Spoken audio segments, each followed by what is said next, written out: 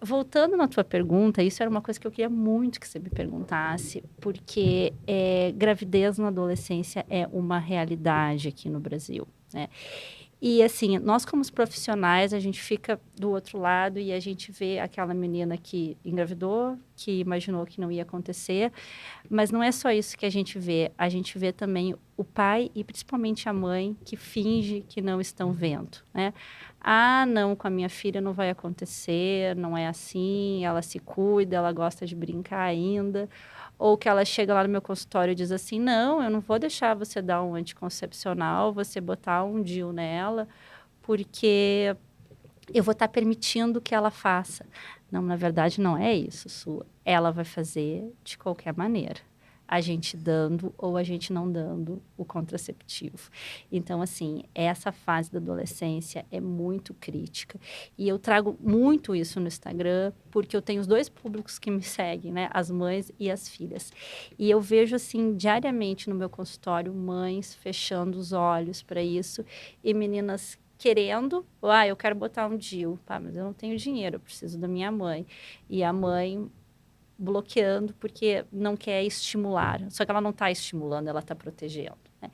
Então, assim, a gente tem que trazer esse foco, né? E você, do papel que você tem importante na nossa sociedade, da gente mostrar para as mulheres, né? Que elas têm que entender que não é assim... Se vai acontecer, entendeu? Não é... Vai acontecer. Então, é melhor que aconteça a gente dando a mão, dando apoio, trazendo a menina para casa, levando no ginecologista, conversando sobre isso. Então, essa questão da sexualidade do adolescente, a gente tem que tomar muito cuidado aqui no Brasil, né? E assim, você vai falando e eu vou me vendo e vendo a minha filha. Minha filha vai fazer 15 anos.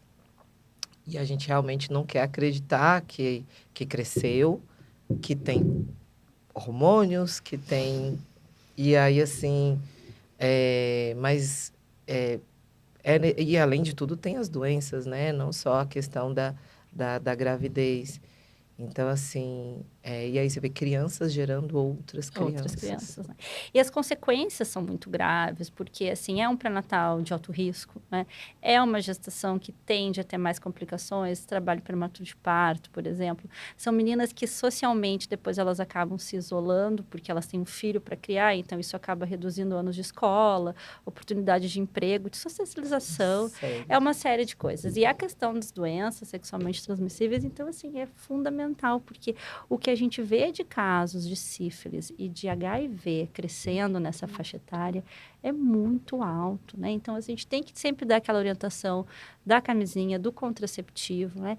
E a gineco é uma quebra de gelo, porque ela não quer falar em casa com a mãe. Então, ela vai vir no consultório, você vai sentar, geralmente a mãe vai ficar junto, a gente vai falar várias coisas. Vai falar desde assim de corrimento, de cólica, de menstruação. E aí você vai dando uma pincelada. E aí você vai sentir a paciente. De repente, pergunta, você quer que a sua mãe fique? Você quer que a sua mãe saia? E isso é muito de cada menina, né? Mas, às vezes, assim, quando a mãe sai, a gente escuta histórias que até então, com a mãe junto, a gente não tinha escutado, né? Então, assim, eu sempre falo para meus pacientes, tragam as filhas, né? E muitas vezes eu digo assim, diz para ela que, se tiver tudo bem, eu nem vou examinar. Porque o maior temor da adolescente, tá? É ela chegar no ginecologista e o ginecologista tirar a roupa dela. Então, elas chegam no meu consultório, eu já vejo elas assim, sentadas, todas as primeiras que elas acham que vai chegar lá e vai lá e tira a roupa. Não, não é isso, né? A gente vai conversar e, se eventualmente precisar, a gente vai examinar. Se não, no segundo momento, você vai vir, a gente vai ser examinada, mas a gente tem que quebrar o gelo, né? Então, assim, eu tento sempre ser uma aliada das minhas pacientes, tanto das mães quanto das filhas, né? Mas é uma realidade que a gente não pode fechar os olhos. Isso a gente fecha muito os olhos aqui no Brasil. E eu acho que fecha desde sempre, né? Sim. Você vê as escolas, o assunto não pode ser conversado justamente por isso, por entender que você vai estar estimulando. E fica todo mundo, né?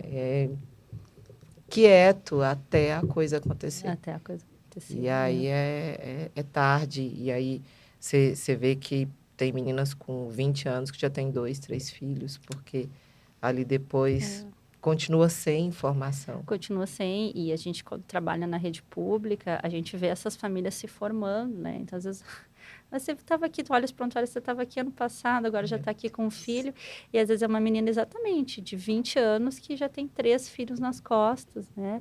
E não quer outra contracepção. Então, assim, é muito complicado, né?